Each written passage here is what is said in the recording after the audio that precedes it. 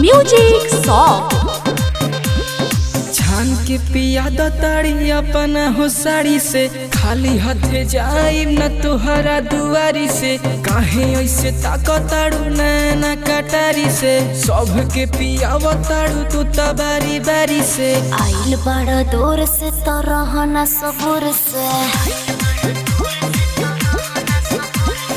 तारे वाला चाहे कि मंगा दी हम खजूर के।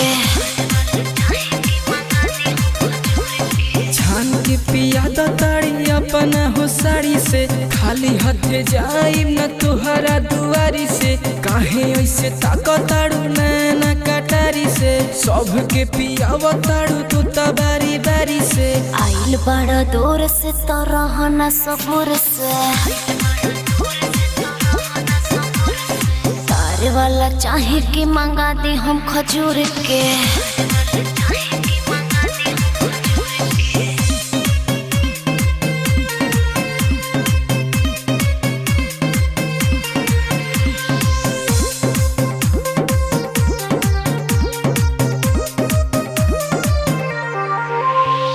मरई में तरई बिछैले बानी हो, चखना में गरई बनैले बानी हो।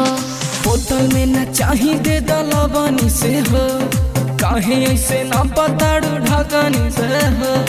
आइल बड़ा दूर से तो रहना सबूर से, तारे वाला चाहे कि मंगा दी हम खजूर के।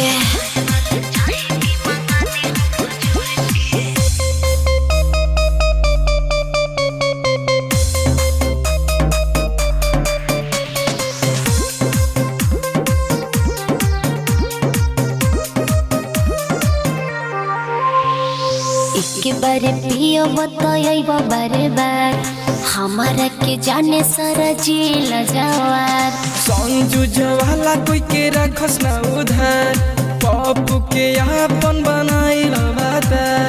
आइल बड़ा दूर से तो रहना सबूर से, तारे वाला चाहे कि मंगा दी हम खजूर के।